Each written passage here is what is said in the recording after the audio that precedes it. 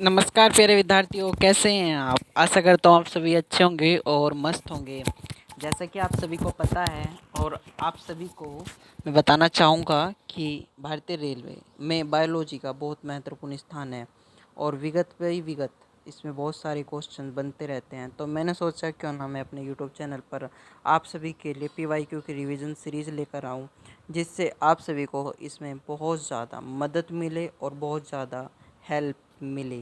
तो आज हम ये क्लास 1 है और क्लास 30 क्लास में हम इसको ख़त्म कर देंगे और ये आपके लिए बहुत महत्वपूर्ण होने वाली है।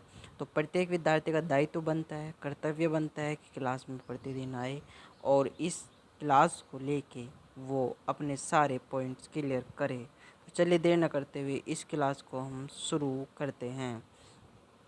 जैसे आप सभी पता है बायोलॉजी, और बायोलॉजी में हम भाग 1 अर्थात पार्ट 1 जीव विज्ञान के प्रमुख शाखाओं के क्वेश्चंस देख रहे हैं। और इन क्वेश्चंस में पहला क्वेश्चंस आप लोगों के लिए बनता है, जीव विज्ञान की कौन सी शाखा वंशानुक्रम पैटर्न के माध्यम पर केंद्रित है। तो इसका ऑप्शन सी हो जाएगा वंशानु। इसमें पूछा है वंशानुक्रम पैटर्न पर, तो अनुवांशिकी जीव विज्ञान की वह शाखा है जो वंशानुक्रम पैटर्न पर आधारित है।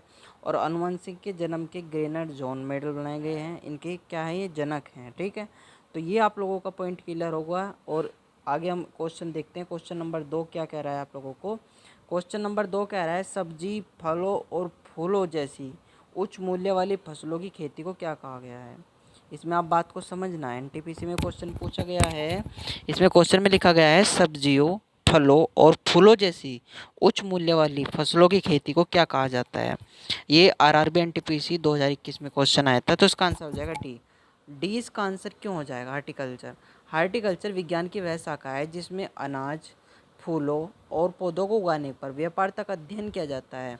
यह हार्टिकल्चर मानव के इस्तेमाल में होने के लिए पौधों की तकनीक और विपणन से जुड़ा हुआ है। तो ये आप लोग इम्पोर्टेंट क्वेश्चन है, याद रखिएगा, ये पूछा भी जा सकता है। क्वेश्चन नंबर 3, कोशिकाओं के अध्ययन को क्या कहा जाता है। कोशिकाओं के अध्ययन को कहा जाता है आपका साइटोलॉजी। ठीक, कोशिका के अध्ययन को क्या कहा जाता है, साइटोलॉजी कहा जाता है, क्योंकि इसमें सीरम एवं अन्य शारीरिक तरलों के अध्ययन को सेरोलॉजी कहते हैं। ठीक है, यानी शारीरिक तरलों के सेरोलॉजी किसे कहते हैं, सबसे पहले आप समझिए। कोशिकाओं के अध्ययन को तो आप साइटोलॉजी कहते हैं, सोरोलॉजी कहेंगे। सोरोलॉजी कहेंगे शारीरिक तरल पदार्थों के अध्ययन को। ठीक है, और फिर आगे बताता हूँ, कोशिका में झिल्ली के अंदर जो केंद्रक पाया जाता है उसको क्या कहेंगे आप, साइटोप्लाज्म कहेंगे। ठीक है, और एटियोलॉजी आप कहेंगे रोगों की पहचान और निदान की विवेचना करने के अध्ययन को। तो ये मैंने आपको तीनों बता दिए। ठीक है, तो इन्हें याद रखिएगा। चलिए, विटीकल्चर क्या है बताइए। क्वेश्चन, विटीकल्चर क्या है। विटीकल्चर है आप लोगों का, विटीकल्चर हो जाएगा आप लोगों का अंगूर की खेती। ठीक है, विटीकल्चर हो जाएगा आप लोगों का अंगूर की खेती।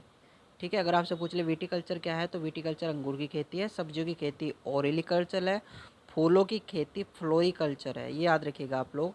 चलिए आगे बढ़ते हैं।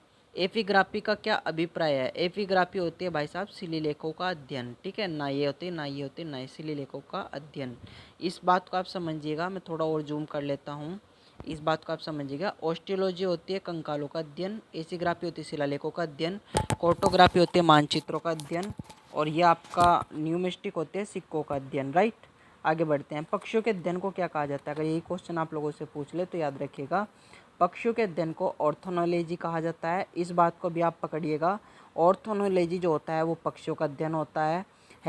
हेरपोटोलॉजी जो होता है वो उभयचरों और सरीसृप का अध्ययन होता है। ऑप्थेलॉजी जो होता है आंखों का चिकित्सीय अध्ययन होता है। राइट, और एंथ्रोपोलॉजी जो होता है मानव के कर्मिक, एंथ्रोपोलॉजी जो होता है मानव के कर्मिक विकास का अध्ययन होता है। राइट, एंथ्रोपोलॉजी क्या होता है, मानव के विकास का अध्ययन होता है। ठीक है, तो इस बात को आप समझिएगा। और नेक्स्ट आइए आगे बढ़ते हैं। नेक्स्ट हम आगे बढ़ते हैं, पक्षियों के अध्ययन को क्या कहा जाता है। तो इसका ऑप्शन बी हो जाएगा ऑर्थोलॉजी। ठीक है, देखिए क्या क्वेश्चन पूछा गया भाई, पक्षियों के अध्ययन का किसे पता रहता है, आप सभी बताइएगा।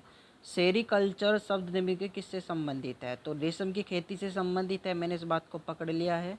और ये बात मैं आप लोगों को पूरा समझाता हूँ, ये रिपीटेड होने वाला क्वेश्चन है, इंपॉर्टेंट क्वेश्चन है। सेरीकल्चर कहा जाता है रेशम कीट पालन का अध्ययन करने वाले को। पीसी कल्चर कहा जाता है मत्स्य पालन का अध्ययन करने वाले को। एपीकल्चर कहा जाता है मधुमक्खी पालन का अध्ययन करने वाले को, और एवीकल्चर कहा जाता है पक्षी पालन वाले को। ठीक, सेरीकल्चर किससे संबंधित है? सबसे महत्वपूर्ण क्वेश्चन ये आता है, सेरीकल्चर किससे संबंधित है? तो याद रखिएगा, रेशम के कीड़ों का पालन करने वाले को। ठीक है, क्वेश्चन नंबर 10 हम देखते हैं, निम्नलिखित में कौन सा शब्द पशु के व्यवहार जैविक अध्ययन का सबसे अच्छा वर्णन करता है? तो इसका आंसर हो जाएगा डी। इसका आंसर इसलिए हो जाएगा इथोलॉजी, क्योंकि इसमें क्या होता है, लोगों के अध्ययन करने वाला ये शास्त्र है। एंटोमोलॉजी कीटों का अध्ययन करता है, इथोलॉजी पशु व्यवहार का जैविक अध्ययन करता है, और इथोनोलॉजी मानव जाति विज्ञान का अध्ययन करता है। ठीक है, तो ये बात आप समझ चुके होंगे। ठीक है, आगे बढ़ते हैं। हेमेटोलॉजी का अध्ययन किससे संबंधित है? ये बहुत अच्छा क्वेश्चन है, तो इसका आंसर हो जाएगा आप लोगों का बी, रक्त से संबंधित होता है हेमेटोलॉजी। ठीक है, याद रखिएगा। डेंटोलॉजी वृक्ष एवं झाड़ियों का अध्ययन करता है, और टिश्यू कल्चर कृत्रिम माध्यम से ऊतकों का संवर्धन करता है। वायरोलॉजी विषाणुओं का अध्ययन करता है।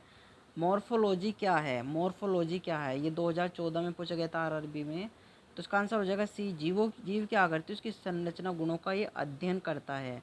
ठीक है, निम्नलिखित में किसमें मनुष्य का अध्ययन होता है? देखिए, किसमें मनुष्य का अध्ययन होता है?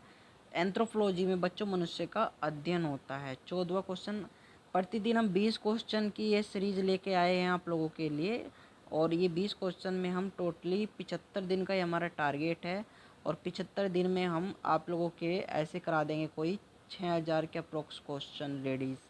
जो क्वेश्चन आपको ऐसा लगता है कि आपसे नहीं बन रहा है और नहीं हो रहा है, तो आप लोग उसको कॉपी में नोट कर लीजिएगा।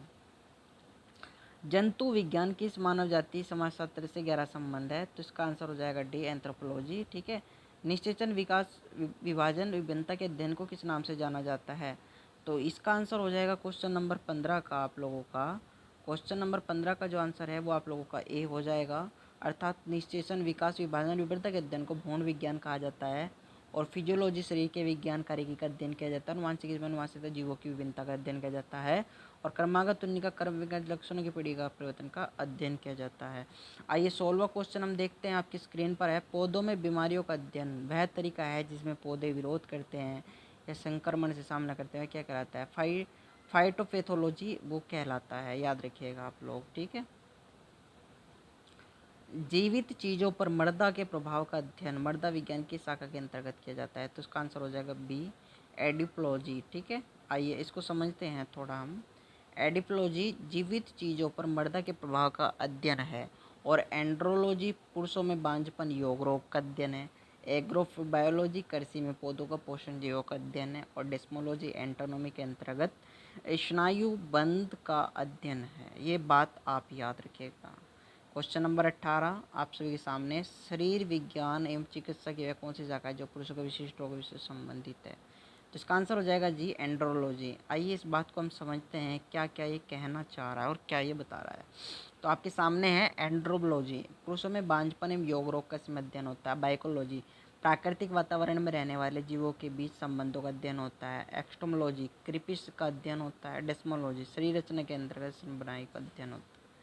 आइए क्वेश्चन नंबर 19 देखते हैं, आपकी स्क्रीन पर है, निम्नलिखित में से चिकित्सा विज्ञान की कौन सी प्रशाखा यकृत के उपचार अध्ययन से संबंधित है? इसका आंसर हो जाएगा बी, हेप्टोलॉजी।